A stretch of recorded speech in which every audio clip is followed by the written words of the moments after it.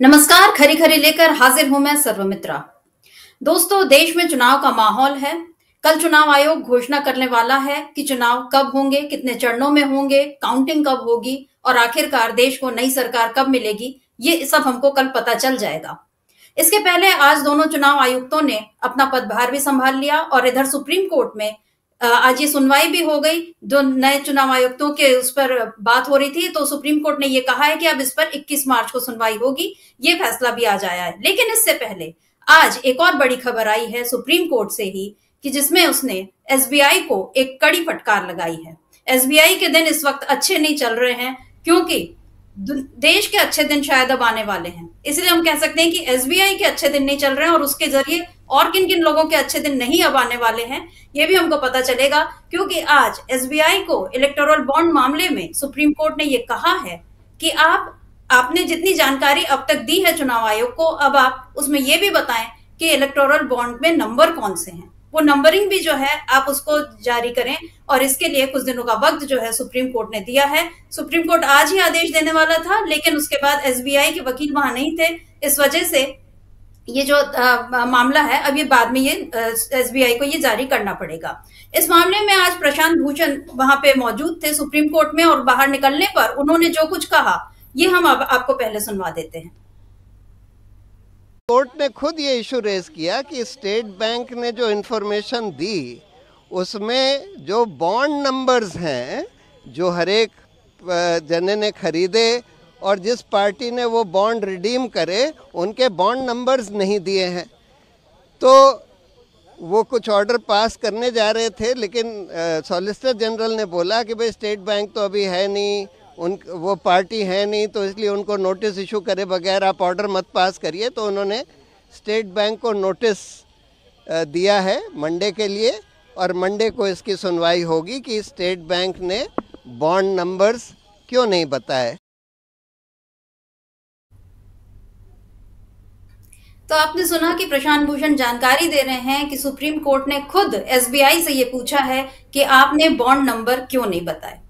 एक थे James bond, जिनकी चर्चा तो कोल्ड वॉर के समय पूरी दुनिया में होती थी और उस बॉन्ड से तहलका मचा हुआ था। लेकिन इस समय इलेक्टोरल बॉन्ड के मामले में देश में तहलका मचा हुआ है, और इस तहलके में सबसे ज्यादा परेशान कोई हो सकता है तो वो बीजेपी है, जो देश की सत्तारूढ़ पार्टी है, और बड़ी उसकी मंशा है कि वो तीसरी बार भी सत्ता पर आए। मोदी जी इसके लिए पूरी कोशिश कर रहे हैं, देश भर में घूम रहे हैं, लेकिन ये नहीं बता रहे हैं कि आखिर बीजेपी के पास इतना पावर आया कहां से, किस दम पर वो ये कह पा रही है कि हम तीसरी बार भी सत्ता में आएंगे। लेकिन अब धीरे धीरे इसकी परतें खुल रही हैं, और पिछले कुछ दिनों से इलेक्टोरल बॉन्ड का मामला इतना तूल पकड़ चुका है कि अब बीजेपी के लिए इसे दबाना किसी भी तरह से संभव नहीं हो रहा है। हालांकि बीजेपी, उसके जो ट्रोल आर्मी है, मीडिया, पूरी कोशिश कर रहे हैं कि किसी भी तरह इलेक्टोरल बॉन्ड के मामले को सुर्खियों में न लाया जाए, लेकिन सच कभी छुपता नहीं है। इसीलिए ये सच कहीं ना कहीं से बार बार सामने आया जा रहा है।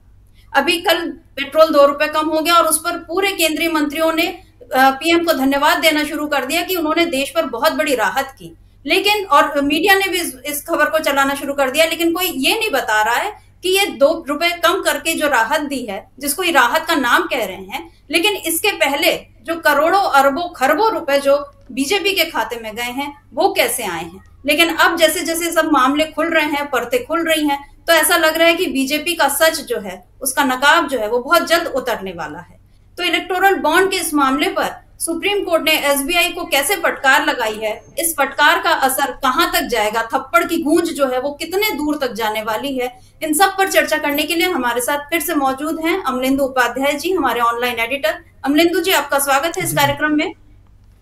अमलेंदु जी, कबीर की एक जो दोहा है या भजन उनका जो कह सकते हैं, कौन ठगवा लूटा लो नगरिया, वो याद आ रहा है कि ये इस समय जो है पूरा नगर, पूरा देश जो है लूटा जा चुका है। राहुल गांधी ने भी 2015 में कहा था, हालांकि तब तक इलेक्टोरल बॉन्ड नहीं आया था, लेकिन उन्होंने कहा था कि ये पहले सूट बूट की सरकार थी, अब ये सूट बूट लूट की सरकार हो रही है। और एक ऐसा लग रहा है कि आजादी के बाद का ये सबसे बड़ा घोटाला साबित हो सकता है।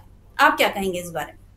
जी निश्चित तौर पे ये सबसे बड़ा घोटाला साबित हो सकता है, 70 सालों में सबसे बड़ा घोटाला। चूँकि 70 साल इसलिए कह रहा हूँ, हालांकि आज़ादी की बात तो 75 साल से ज़्यादा हो चुकी है, कि ये 70 साल इसलिए कह रहा हूँ क्योंकि प्रधानमंत्री का तकिया कलाम 70 साल वो बार बार बातें करते हैं।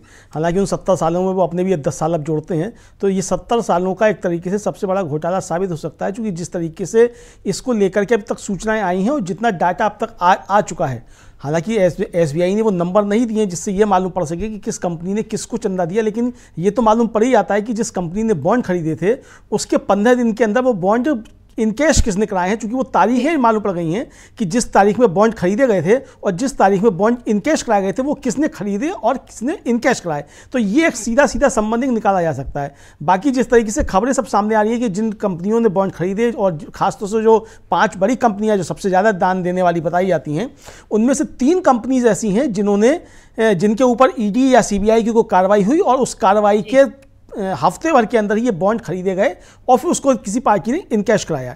इसमें एक जैसे future gaming and hotel services PR करके कंपनी जो है, इसका 1368 करोड़ रुपए का जो सामने आया है मामला, ये सबसे ज़्यादा देने वाली कंपनी है। और इस कंपनी ने एक तरीके से कहा जाए तो सबसे ज़्यादा बॉन्ड खरीदे और इसके ऊपर जब कार्रवाई हुई उसके बाद इसने जो थे वो बॉन्ड खरीदे।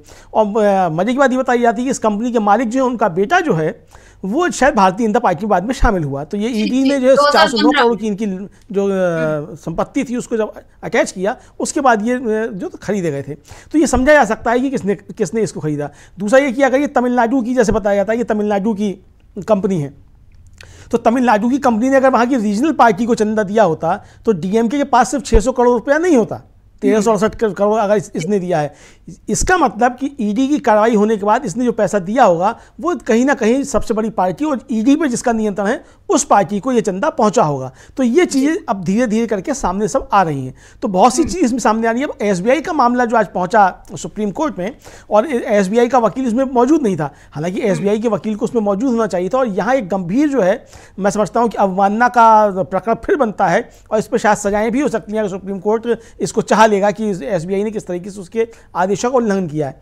और आज सीजीआई ने ये कहा भी, जब उन्होंने पूछा कि एसबीआई की तरफ से कौन है, तो एसजी जो सॉलिसिटर जनरल उन्होंने कहा कि मैं एसबीआई की तरफ से नहीं हूँ। मतलब उन्होंने सफाई दी कि एसबीआई की तरफ से वो नहीं है और एसबीआई का कोई अधिवक्ता वहाँ मौजूद नहीं है, जो कि प्रशांत भूषण बता भी रहे थे। चूंकि एसबीआई का कोई अधिवक्ता वहाँ मौजूद नहीं था, तो इसलिए जो है वो नोटिस उनको इशू किया गया और 18 तारीख को इस पर होगा। यानी सुप्रीम कोर्ट का आदेश है कि आपको 18 तारीख तक ये आपको देने हैं ये नंबर, और नंबर आपने क्यों नहीं दिए।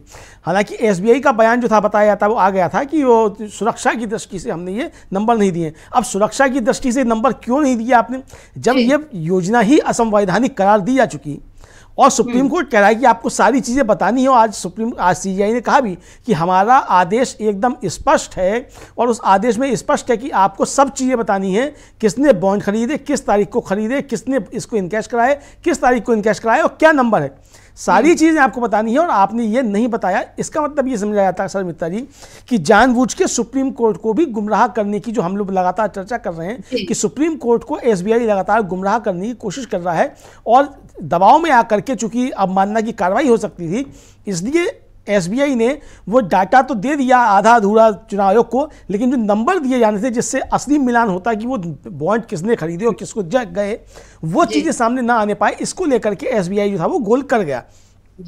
अब सुप्रीम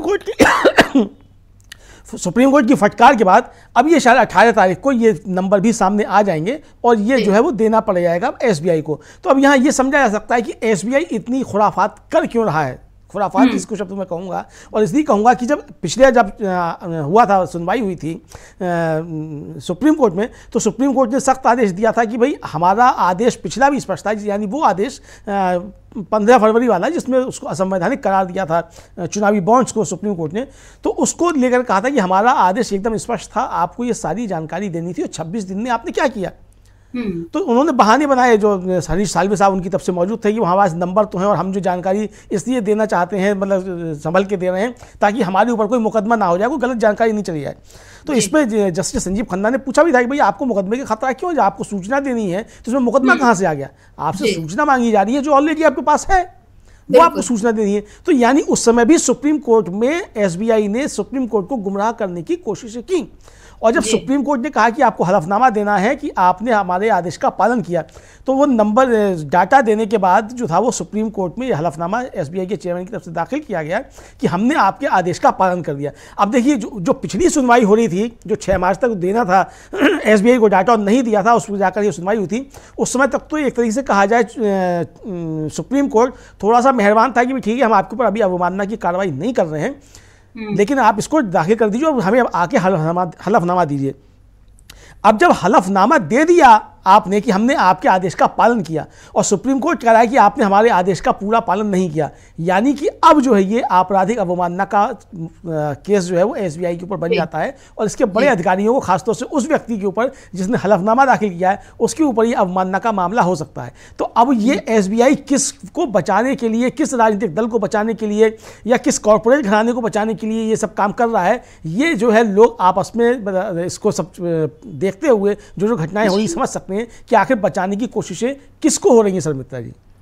जी बिल्कुल, और हम ये देख रहे हैं कि अब जैसे एसबीआई ने हरीश साल्वे, उनको बहुत बड़े वकील हैं देश के, और उनकी फीस भी जाहिर है बहुत ज्यादा होगी, लेकिन ये फीस भी जा रही है तो ये बैंक के जो हमारे आपके जैसे ग्राहक हैं उनके जेब से ही एक तरह से ये जो है, मतलब ये कि हम ही पीड़ित हैं, लेकिन हम ही अपना वो भी खर्च भी खुद ही उठा रहे हैं, ये वाली बात हो रही है। सरकार तो जो है वो किसी ना किसी तरह अपने आप को बचा रही है। आज भी अगर वो मौजूद नहीं थे वकील वहां पे, तो सॉलिसिटर जनरल वहां पर एसबीआई की ओर से क्यों बोल रहे हैं, ये भी एक बड़ा सवाल है। सुप्रीम कोर्ट चाहे जो आदेश दे देता या सुनवाई कर लेता, लेकिन उनको वहां पर बचाव की जरूरत क्यों पड़ी, ये भी एक देखने वाली बात है। और हम ये देख रहे हैं कि जब नोटबंदी हुई थी तब भी सवाल उठे थे, जब कोरोना के बाद पीएम केयर्स फंड जो हुआ था तब भी सवाल उठे थे। अब ऐसा लग रहा है कि नोटबंदी और ये इलेक्टोरल बॉन्ड, ये तो अभी अब झांकी की तरह ही हम इसको माने, क्योंकि अभी जब पीएम केयर्स फंड पर जब बात आएगी, अभी तक उस पर बात नहीं आई है, और सरकार उसको ये बार बार ये कहा जा रहा है कि ये निजी है और इसमें आरटीआई नहीं लागू हो रहा है, लेकिन जब ये लागू होगा,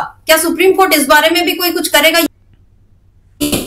यहां भी एक बहुत बड़ा घोटाला जो है वो सामने आ सकता है। और बार बार फिर राहुल गांधी की ऐसा लगता है कि जैसे उन्होंने भविष्यवाणी तो नहीं कहना चाहिए, क्योंकि ये अंधविश्वासी लोग करते हैं, लेकिन असल में राहुल गांधी जो है वो स्थितियों को समझ रहे हैं। कांग्रेस के बहुत से लोग इन तमाम चीजों को समझ रहे हैं। वाम दलों ने तो इलेक्टोरल बॉन्ड लिया ही नहीं, क्योंकि वो ये जान रहे थे कि अगर जो सत्ता में बैठे लोग हैं उनको ये पैसा जा रहा है, और उसके बाद यही खेल होगा कि आप हमारे फेवर में नीतियां बनाइए, हमारे लिए जो फैसले लीजिए, हमारे पक्ष में काम करिए। तो एक तरह से ये सरकारों को खरीद कर, यहाँ पर अगर हम ये मान के चल रहे हैं कि हमने लोकतांत्रिक सरकार चुनी, तो ये बिल्कुल गलत है। ये एक ऐसा लग रहा है कि पूंजीवादी कॉर्पोरेट सरकार जो है वो देश में चल रही है, और इसीलिए शायद वाम दलों ने इलेक्टोरल बॉन्ड नहीं लिया था, लेकिन बाकी जिन दलों ने भी लिया, तो अभी हम ये देख रहे हैं कि मीडिया बार बार, मीडिया में बहुत से लोग ये सवाल उठा रहे हैं कि देखो अदानी अंबानी का नाम तो है नहीं। अब अभी तक 2018 से 2019 के बीच के आंकड़े तो आए नहीं है सामने कि किन वो इलेक्टोरल बॉन्ड्स कुछ जो गए होंगे, उनको अभी उनका खुलासा नहीं हुआ है। तो हो सकता है, या ये भी हो सकता है कि अदानी अंबानी का नाम जाहिर करने की जरूरत ही नहीं पड़ी हो, क्योंकि वो चंदे से ऊपर के लोग हो चुके हैं, ये भी हो सकता है।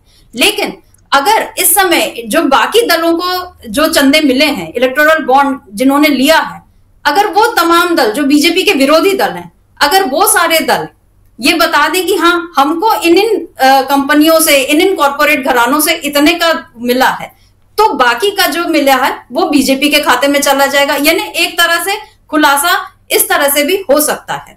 आज कांग्रेस ने इस पर एक प्रेस कॉन्फ्रेंस भी की है। जयराम रमेश ने पहले एक ट्वीट किया था सुबह, जिसमें उन्होंने कई सारे सवाल उठाए थे, और आज एक प्रेस कॉन्फ्रेंस भी की है। अगर हम उसको दिखा सकेंगे तो मैं अनुरोध करूंगी हमारे प्रोडक्शन वालों से कि वो प्रोडक्शन टीम से कि अगर वो प्रेस कॉन्फ्रेंस दिखा दें। ये जानकारी से बिल्कुल साफ हो जाता है कि चंदा दो धंधा लो, बिल्कुल साफ है।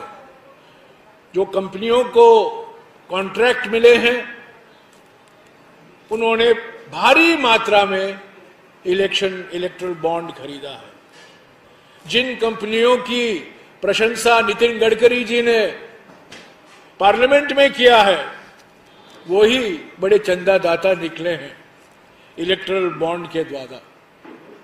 तो पहला, चंदा दो धंधा लो, ये बिल्कुल साफ है।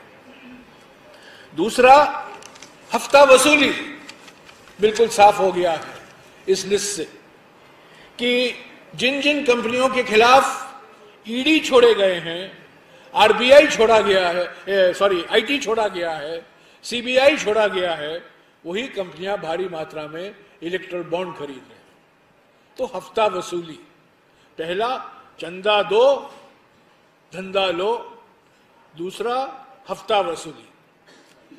तीसरा बिंदु जो है, जो बिल्कुल साफ हो जाता है इस लिस्ट से कि ऐसी कंपनियां हैं जिनको कॉन्ट्रैक्ट मिला है, जिनको काम मिला है, ठेके मिला है, टनल का, ब्रिज, पुल का, हाईवे का, सड़क का, अलग अलग कॉन्ट्रैक्ट मिले हैं और उस कॉन्ट्रैक्ट मिलने के बाद कुछ ही महीने बाद ये इलेक्ट्रल बॉन्ड खरीदते हैं। और चौथा, ये शेल कंपनी, खोखले कंपनी जो होते हैं, इसका भारी इस्तेमाल किया गया है। इन खोखले कंपनी के असली मालिक कौन है हमें पता नहीं है, हम अनुमान लगा सकते हैं, पर इस खोखले कंपनी के द्वारा इलेक्ट्रल बॉन्ड खरीदे गए हैं और इसका भारी लाभ बीजेपी को ही मिला। तो पहला चंदा दो धंधा लो, दूसरा हफ्ता वसूली, तीसरा जो कॉन्ट्रैक्ट लो और पैसा दो, यानी कि किकबैक, सीधा घूस, मुझे कॉन्ट्रैक्ट दो, मैं आपको बॉन्ड खरीदूंगा, आपको पैसा मिलेगा। और चौथा, ये जो खोखले कंपनी से चंदा आ रहा है, ये भी साबित हो जाता है। तो सवाल उठता है कि कल की जानकारी के आधार पर आप ये नहीं कह सकते इस बॉन्ड से बीजेपी को पैसा मिला है, इस बॉन्ड से कांग्रेस को पैसा मिला है, इस बॉन्ड से एनसीपी या शिवसेना को पैसा मिला है। आज जो सुप्रीम कोर्ट ने आदेश दिए, उन्होंने कहा है कि बॉन्ड का जो नंबर होता है उसको भी आप प्रकाशित करने की जरूरत है। मैं समझता हूं 1-2 दिन में बिल्कुल साफ हो जाएगा, दूध का दूध पानी का पानी हो जाएगा कि किसने बॉन्ड खरीदा और उस खरीद से कौन सी पार्टी को फायदा हुआ। ये बिल्कुल साफ हो गया। पर एक चीज मैं कहूं, आप लोग सवाल पूछेंगे, मैं आपके सवाल का जवाब पहले ही दे दूं, क्योंकि मैं जानता हूं आपके मन में क्या गुजर रहा है, आपके सवाल कैसे उठते हैं।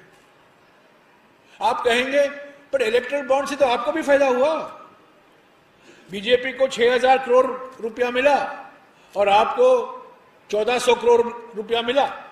ये बात सही है, हम इनको इनकार नहीं कर सकते, हम पीछे भाग नहीं सकते। पर एक बात मैं आपको याद दिला दूं, ईडी, सीबीआई, इनकम टैक्स हमारे हाथ में नहीं है। हम किसी को धमकी नहीं दे सकते, डरा नहीं सकते। और दूसरी बात, हम बड़े 10 साल से हम सत्ता में नहीं हैं। बड़े बड़े हाईवे प्रोजेक्ट, बड़े बड़े पावर प्रोजेक्ट, बड़े बड़े बंदरगाहों के प्रोजेक्ट, बड़े बड़े एयरपोर्ट, हवाई अड्डों के प्रोजेक्ट हम नहीं दे रहे हैं, मोदी की सरकार दे रही है। तो हम इस स्थिति में नहीं हैं कि हम कॉन्ट्रैक्ट दे सके या कोई पब्लिक सेक्टर कंपनी को बेच सके या ईडी और सीबीआई का इस्तेमाल करके धमकी देकर उनसे हफ्ता वसूली कर सके। यही है बीजेपी और कांग्रेस के बीच में अंतर।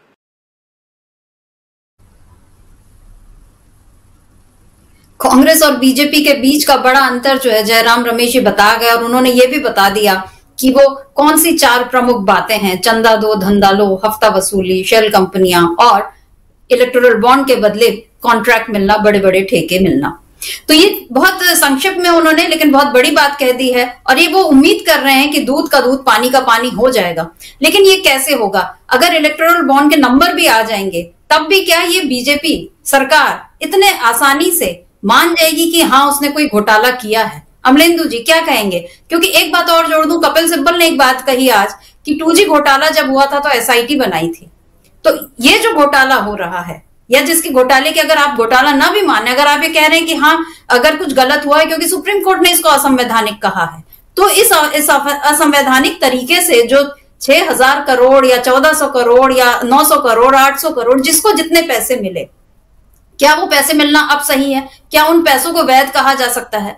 और इनका इस्तेमाल अब जिन लोगों ने किया है, तो क्या इसके लिए एसआईटी गठित होनी चाहिए? अमलेंदु जी देखिए, निश्चित तौर पे इस पर एसआईटी गठित होनी चाहिए और मुझे लगता है कि नई सरकार जो आएगी वो इस पर एसआईटी गठित करेगी भी, क्योंकि ये मुद्दा एक बड़ा बनने जा रहा है लोकसभा के चुनाव में निश्चित तौर पे। और ये चीज़ें सब सामने आ रही हैं कि ये पैसा असल में जुटाया किस तरीके से गया है।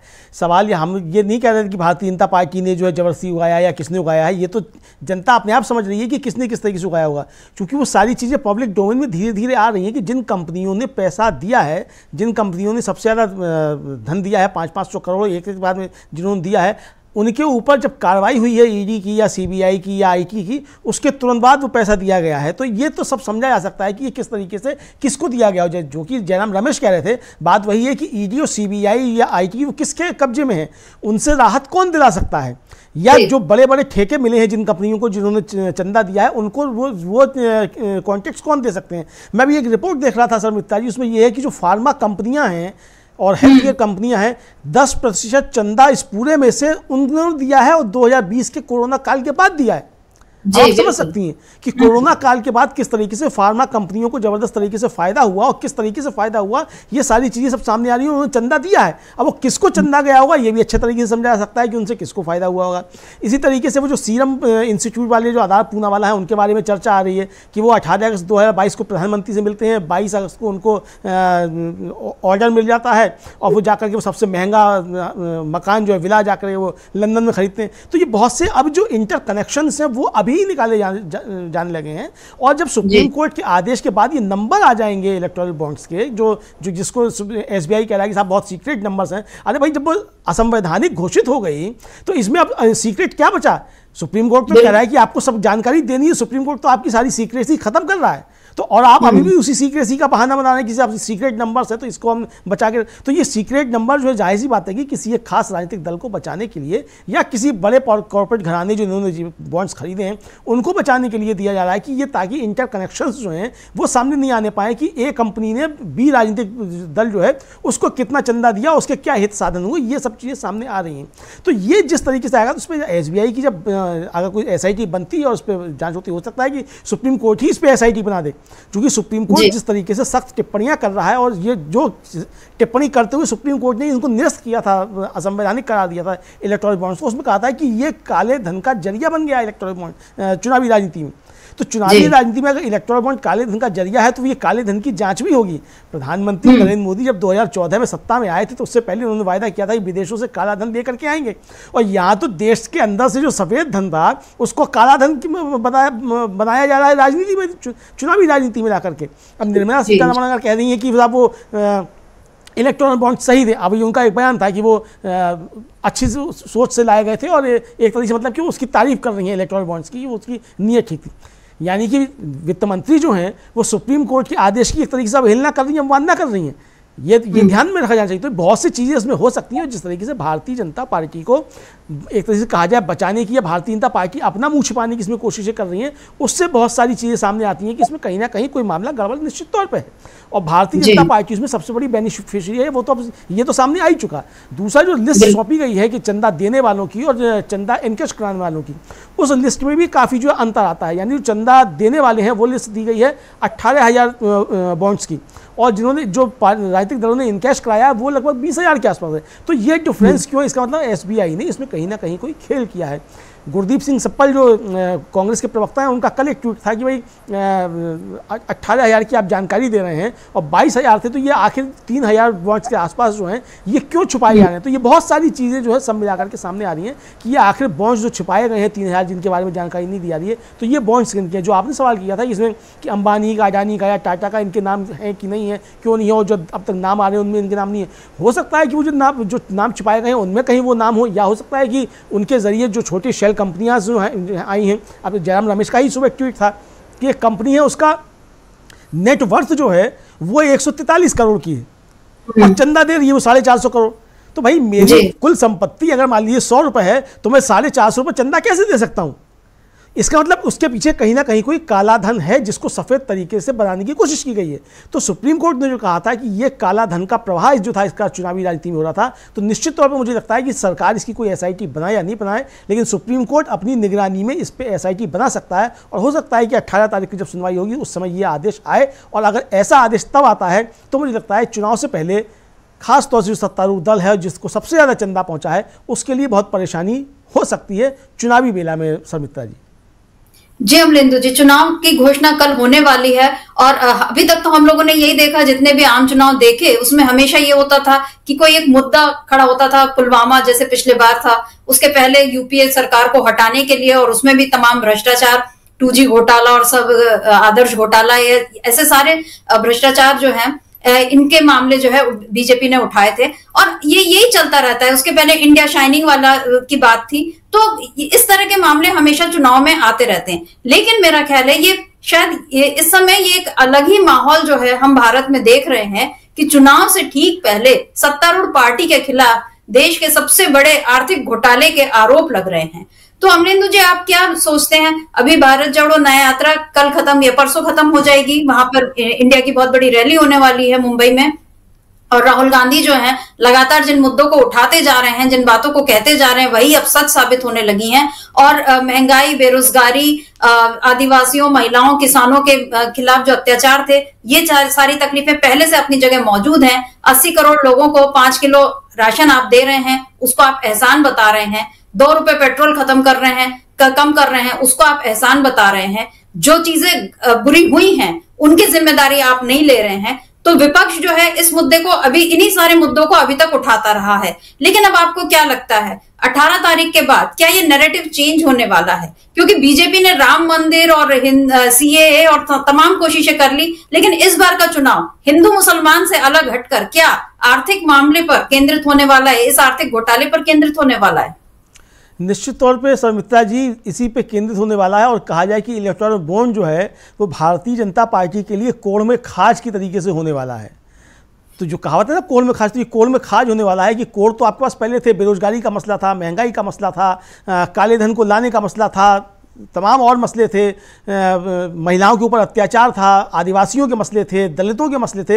इन सारे मसलों के बीच में अब ये भ्रष्टाचार एक तरीके से जो आरोप लग रहे हैं, विपक्ष खास तौर से आरोप लगा रहा है कि इसमें भ्रष्टाचार है और ऐसी कंपनियों ने पैसा दिया है जिनके ऊपर ED और CBI ने कार्रवाई की और उन्होंने जाकर के चंदे दिए। तो किसको चंदे दिए ये समझा जा सकता है। तो ये एक तरीके से बड़ा मुद्दा बनने जा रहा है। और अगर 18 तारीख को सुप्रीम कोर्ट कोई SIT की घोषणा अपनी निगरानी में करने की अगर कोई घोषणा कर देता है, कोई ऐसा आदेश दे देता है, तो उसके बाद फिर परेशानियां और बढ़ जाएंगी और अभी तक जो चीज़ें छिपाने की कोशिश की जा रही थी वो चीज़ें फिर छिप नहीं पाएंगी किसी भी तरीके से। और मुझे लगता है कि सुप्रीम कोर्ट इस बात पे बिल्कुल आमादा है कि ये चीज़ें छिपनी नहीं चाहिए, क्योंकि सुप्रीम कोर्ट की टिप्पणी ही ये थी इसको निरस्त करते समय कि राजनीति में जो है वो खासतौर से चुनावी राजनीति में भरोसा जो है वो कायम रहना चाहिए। तो भरोसा जो है वो कायम अगर नहीं हो रहा है और इस तरीके की चीज़ें सामने आ रही हैं तो जाहिर सी बात है कि मतदाता को जानने का अधिकार है कि वो जिस दल को समर्थन कर रहा है उसको पैसा कहाँ से आ रहा है। तो अब ये तो सब सामने आएंगी। मुझे लगता है कि इसमें भारतीय जनता पार्टी जिसको सबसे ज़्यादा चंदा मिला था उसको सामने आकर के कहना चाहिए कि उसको किन किन लोगों ने चंदा दिया। अब तो सुप्रीम कोर्ट के आदेश के बाद ये सामने आ ही जाएगा कि चंदा किस किस ने दिया है। तो जाहिर सी बात है कि अगर भारतीय जनता पार्टी खुद बता देगी उसको किस किस ने चंदा दिया तो ज़्यादा अच्छी बात होगी, बजाय इसके कि सुप्रीम कोर्ट के आदेश से ये सब चीज़ सामने आए। लेकिन चूंकि खबरें दबाने की चीज़ें हो रही हैं और शर्मित्रा जी आप देखिए कि आज जो है हम लोग अगर SBI पे कोई बात कर रहे हैं या इलेक्टोरल बॉन्ड पे कोई बात कर रहे हैं तो इसकी भी रीच जो है वो घोटने की कोशिश की जा रही है और इसको आगे नहीं बढ़ने दिया जा रहा है। मतलब सोशल मीडिया पे जो एल्गोरिदम चलते हैं उस एल्गोरिदम में अब कहीं जो है SBI और इलेक्टोरल बॉन्ड आ चुका है और ये वीडियो जो है वो कम जा रहे हैं, जो लोग स्वयं आ रहे हैं मतलब वही आ रहे हैं। तो ये चीजें शुरू हो गई। तो आप समझ सकते हैं ये कितना बड़ा मसला बनने जा रहा है और भारतीय जनता पार्टी इसको अच्छे तरीके से समझ रही है कि जनता के बीच अब ये सवाल है। मुख्य धारा का मीडिया जिसको कहा जाता है कॉर्पोरेट मीडिया, वो इसको कितना भी दबाने की कोशिश करे लेकिन ये चीजें अब दबने वाली नहीं है। आम आदमी अब सवाल पूछ रहा है कि भाई आप तो ईमानदारी की बात करके आए थे, आप तो कह के आए थे ना खाऊंगा ना खाने दूंगा, यहाँ तो आप खा भी रहे हैं और खिला भी रहे हैं। मतलब आपको चंदा भी मिल रहा है और जो चंदा दे रहा है आप उसको धंधा भी दे रहे हैं, जो कि जयराम रमेश या राहुल गांधी इस तरीके के आरोप लगा रहे हैं इसी शब्द को लेते हुए, चंदा दो धंधा लो। तो ये चंदा दो धंधा लो जो ये जो चीज़ें आ रही हैं और जो जिस तरीके की रिपोर्ट सामने आ रही हैं वो सब ये बयां कर रही हैं कि चंदा दो धंधा दो हुआ है। अब देखिए जो शुरू से जो दी गई है कंपनी, जैसे मेगा इंजीनियरिंग इंफ्रास्ट्रक्चर लिमिटेड है, नंबर 2 पे जिसने सबसे ज़्यादा पैसा दिया है 966 करोड़। हालांकि इसकी एक और बताई जा रही है कंपनी है, उसने भी जो है 220 के कर जी। तो ये जिस तरह सामने आ रहा है, तो ये क्या है मेगा इंजीनियरिंग। आपको याद होगा तेलंगाना का जो चुनाव हुआ था तो राहुल गांधी जाकर के वहाँ कह रहे थे ये कालेश्वरम जो है वो बीआरएस का एटीएम है, भ्रष्टाचार का एटीएम है। वो कालेश्वरम यही मेगा इंजीनियरिंग बना रही है। और इसके ऊपर जब कार्रवाई हुई थी उसके बाद इसने बॉन्ड खरीदे हैं। और चंदा मिलने वालों में बीआरएस जो है वो नंबर 4 की पार्टी है, कांग्रेस से थोड़ा कम है, उसको 1200 करोड़ उसके पास चंदा आता है। तो ये सब समझाया जा सकता है कि किस तरीके से क्या क्या गठबंधन कहाँ कहाँ है और किस तरीके से पैसा जा रहा है और किस तरीके से उनको। अब अगर गडकरी जी जाकर के उसकी लोकसभा में तारीफ कर रहे हैं उस कंपनी की, और राहुल गांधी कह रहे हैं कि ये कंपनी जो है जो प्रोजेक्ट बना रही है वो प्रोजेक्ट केसीआर का जो है वो भ्रष्टाचार का एटीएम है, अगर ये कह रहे हैं तो ये संबंध समझे जा सकते हैं कि ये भ्रष्टाचार के बीच में जो आरोप प्रत्यारोप सब चल रहे हैं इसके किस किस के क्या क्या संबंध हैं। तो बहुत सी चीज़ें अब सामने आती जाएंगी और भारतीय जनता पार्टी के लिए ये बड़ा मुसीबत बन सकता है। और मुझे लगता है ये बन गया है, क्योंकि जिस तरीके से सेंसर होना खबरें शुरू हो गई हैं इसको लेकर के, उससे साफ समझा जा सकता है कि भारतीय जनता पार्टी समझ रही है कि एक बड़ा मसला है। ये मुख्य धारा की मीडिया के जरिए इसको दबाया जा सकता है, पर सोशल मीडिया के जरिए आम आदमी जो बातें कर रहा है उसको दबाना बड़ा मुश्किल होगा। और ये चीज़ें अगर उठती हैं तो फिर आप चाहे सोशल मीडिया पे भी लगाम लगा लीजिए, आप मुख्य धारा के मीडिया पे भी लगाम लगा दीजिए, लेकिन एक हवा बनती है जो जिस हवा के जरिए भारतीय जनता पार्टी आई है 2 बार सत्ता में, तो वो हवा भारतीय जनता पार्टी के खिलाफ बन रही है। ये भारतीय जनता पार्टी अच्छी तरीके से समझ रही है। सर मित्रा जी, अमरेंदु जी, बौखलाहट जो है वो अभी बिल्कुल खुलकर सतह पर आ चुकी है, क्योंकि ये हम देख रहे हैं, आज हम लगातार ये देख रहे हैं कि YouTube पे जितने भी इस तरह के कार्यक्रम हैं उनकी रीच जो पहले लाखों में हजारों में हुआ करती थी वो एकदम से घटकर कुछ हजार पर रह गई है। तो ये एकदम साफ समझ में आ रहा है। और मुझे अभी कुछ दिनों पहले हरियाणा के जो पूर्व मुख्यमंत्री थे भूपेंद्र सिंह हुड्डा, उनकी पत्नी का एक भाषण जो है वो काफी वायरल हुआ था सोशल मीडिया पर, जिसमें उन्होंने ये कहा था, आम लोगों से अपील की थी कि जब अंग्रेजों के खिलाफ जब भारतीयों ने लड़ाई लड़ी तब तो सोशल मीडिया भी नहीं था, टेलीफोन भी नहीं थे, लेकिन उस वक्त ये जन जागरूकता के जरिए जो है, एक जगह गांधी जी अगर मुंबई में कहते थे कि अंग्रेजों भारत छोड़ो तो वो पूरे देश में उस चीज की गूंज हो जाती थी। तो इस समय भी मुझे ऐसा लगता है कि ये जो बिल्कुल बीजेपी कोशिश कर रही है कि हमेशा हम ये देखते हैं चुनाव में फेसबुक, इंस्टाग्राम, ट्विटर, इन सब का किस तरह से इस्तेमाल होता है। और अभी कुछ दिनों पहले ये खबर भी आई थी कि बीजेपी ने कितने कितने पैसे जो है फेसबुक और गूगल को जो है ऐड के दिए हैं। तो ये सब खेल तो चल रहा है और वो कहां तक लगाम लगाएंगे, क्योंकि वो कोशिश ये कर रहे हैं कि सोशल मीडिया में एल्गोरिदम के जरिए जो है ऐसी खबरों को दबाया जाए। मेन स्ट्रीम मीडिया तो सवाल बीजेपी से छोड़कर बाकी सबसे कर रहा है कि आपने पैसे क्यों लिए, आपने अदानी अंबानी का नाम लिया, अब आप उसको जस्टिफिकेशन दो उसका कि आपने उनका नाम क्यों लिया था, क्योंकि उनका नाम तो इस लिस्ट में है ही नहीं। वो अभी भी 2 रुपए पेट्रोल कम हो गया उसके गुण गा रहा है, वो अभी भी ये बता रहा है कि मोदी जी आएंगे तो अच्छे दिन आएंगे। लेकिन अब जनता जो है ये समझने लगी है कि अच्छे दिन नहीं आने वाले हैं। अमरेंदु जी, जाते जाते एक और सवाल आखिरी आपसे करना चाहती हूँ कि इस बार इंडिया ये जन जागरूकता का काम किस तरह से करवाएगा, क्योंकि जिस तरह अंग्रेजों को भगाने में कांग्रेस उस समय और बाकी गांधी जी के साथ और बाकी उस समय के सारे फ्रीडम फाइटर्स ने जिस तरह से लड़ाई लड़ी थी और लोगों को अपने साथ किया था, चाहे बोस की बात करें, चाहे नेहरू जी की बात करें, हम किसी की भी बात करें, लेकिन इस समय क्या फिर से एक वैसी ही लड़ाई से गुजर रहा है इंडिया? क्या भारत जो है इन चुनाव में बिल्कुल एक अग्नि परीक्षा है भारत के लोगों की कि किस तरह से अभी अपने लोकतंत्र को बचा के रख सकते हैं, क्योंकि ये लोकतंत्र है पिछले 10 सालों में पूंजी तंत्र में तब्दील हो चुका है। इंडिया जो है इस बार उसकी क्या भूमिका हो सकती है इसमें?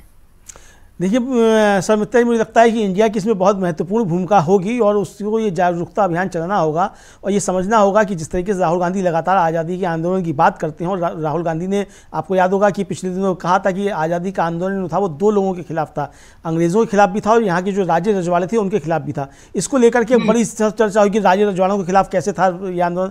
निश्चित तौर पर राज्य रजवाड़ों के खिलाफ भी था, क्योंकि राज्य रजवाड़े जो थे वो अंग्रेजों के साथ थे। तो आज यही समझने की आवश्यकता है कि आज इंडिया की की या राहुल गांधी की जो भी लड़ाई है वो सिर्फ भारतीय जनता पार्टी के ही खिलाफ नहीं है, बल्कि उन तमाम कॉरपोरेट घरानों के भी खिलाफ है जिन्होंने एक दुरभी संधि जो है वो भारतीय जनता पार्टी के साथ बना ली है। और इस लोकतांत्रिक राष्ट्र को एक कॉरपोरेट राष्ट्र में तब्दील करने की जो कोशिशें हो रही हैं वो इस इलेक्टोरल बॉन्ड की जो सब चीज़ें सामने आ रही है उससे साफ तौर पर समझा जा सकता है कि किस तरीके से लोकतांत्रिक राष्ट्र को जो जनता के द्वारा चुना हुआ शासन है उसको किस तरीके से कॉर्पोरेट राष्ट्र में बदला जा रहा है। और आप देखिए समिता जी कि जिस तरीके से राज्यों के अंदर सरकारें गिराने की सारी चीज़ें हुई हैं उससे भी साफ समझा जा सकता है कि राज्यों को गिराने की जो कोशिशें हुई हैं, जिस तरीके से गिराई गई सरकारें, तो उनके पीछे सिर्फ राज्यों में सरकारें बनाना मकसद नहीं था, उसके जरिए कॉर्पोरेट घरानों को फायदा पहुंचाना और किस तरीके से केंद्र में मोदी जी की सरकार को बनाए रखा जा सके ताकि कॉर्पोरेट घरानों का आगे आने वाले समय में ज़्यादा लाभ हो, इसके लिए सारी ये कवायद थी। और इसीलिए जो है वो सारे भ्रष्टाचार और सारे जो राजनीति के अंदर सब धतकरम होते हैं उनको एक तरीके से चाणक्य नीति की संज्ञा दी जाने लगी, यानी कि चाणक्य को बदनाम करने का काम जो है वो भारतीय जनता पार्टी कर रही है। अभी तक के इतिहास में किसी ने चाणक्य को इस तरीके से बदनाम नहीं किया था जिस तरीके से भारतीय जनता पार्टी ने चाणक्य को बदनाम किया। तो आप अपने सारे भ्रष्टाचार को जो आप कह सकते हैं ये भ्रष्टाचार ही एक तरीके से राजनीति में भी ये भ्रष्टाचार है, तो इसको आप किस तरीके से चाणक्य नीति नाम दे रहे हैं तो ये समझा जा सकता है। हालांकि भारतीय जनता पार्टी के विषय में कहा जाता है चूंकि वहाँ नाम बदलने की बहुत परंपरा है तो वहाँ जो है वो भ्रष्टाचार ही शिष्टाचार है, और चूंकि कहा जाता है कि भारतीय जनता पार्टी के लोग बड़े शिष्टता के साथ बातें करते हैं तो वो शिष्टता जो है वो उसी में दिखाई पड़ती है कि वहाँ भ्रष्टाचार जो शिष्टाचार है। तो भारतीय जनता पार्टी का शिष्टाचार किस तरीके से सामने आ रहा है वो सब चीज़ें सब सामने आ रही हैं। अब ये विपक्ष के ऊपर जिम्मेदारी बनती है, जैसा कि आपने बताया कि आज़ादी के आंदोलन के दौरान और खासतौर से जो भारत छोड़ो आंदोलन था उसमें तो 8 अगस्त को ही महात्मा गांधी गिरफ्तार कर लिए गए थे और 9 अगस्त को आंदोलन उठ खड़ा हुआ था। तमाम बड़े नेता कांग्रेस के जो थे वो गिरफ्तार कर लिए गए थे और भूमिगत आंदोलन शुरू हो गए थे और अंग्रेजों को लेने के देने पड़ गए थे। उसी के बाद जो थी एक तरीके से कहा जाए वो भारत की आज़ादी देने के लिए विवश होना पड़ा अंग्रेजों को, भारत छोड़ो आंदोलन और उसके बाद रॉयल इंडियन नेवी का जो विद्रोह हुआ उसके बाद। तो इस तरीके से ये हुआ, तो ये सारी चीज़ें सामने हैं। तो मुझे लगता है कि विपक्ष को भी इसी तरीके से जाना होगा जिस तरीके से राहुल गांधी भारत जोड़ो न्याय यात्रा लेकर के जनता के बीच गए हैं, लोगों से सीधा संवाद किया है। तेजस्वी यादव ने जिस तरीके से जन विश्वास रैली 10 दिन की अपनी वहाँ निकाली बिहार में, उद्धव ठाकरे लगातार महाराष्ट्र में सड़कों पे हैं, तो इस तरीके से जनता के बीच जो जा रहे हैं तो ये संदेश अब जनता के द्वारा ही पहुंचेगा। इसको अगर मीडिया या सोशल मीडिया के जरिए रोकने की कोशिश की जाएंगी, मुझे लगता है ये चीज़ें अब रोकने वाली नहीं है, क्योंकि जनता इस बात को समझ रही है कि उसको 5 किलो अनाज दे करके और किस तरीके से 500-500 करोड़ के चंदे जो हैं एक एक उस कंपनी से लिए जा रहे हैं जो भ्रष्टाचार के ऊपर जिसके ऊपर आरोप है और ईडी जिनकी संपत्तियां जब्त कर रही है। सौमित्रा जी अमलेंदु जी, इतिहास खुद को दोहराने की तैयारी में फिर से नजर आ रहा है। सिंहासन खाली करो कि जनता आती है। एक बार लगता है कि फिर वही लाइनें जो हैं भारतीय राजनीति में सुनाई देने वाली हैं। तो आज इस चर्चा में आप हमसे जुड़े इसके लिए बहुत बहुत धन्यवाद, और मैं उम्मीद करती हूँ कि आपकी हमारी बातें रुके यहाँ या ना रुके, लेकिन जनता जो है उस तक ये बात जरूर पहुंच जाएगी। नमस्कार।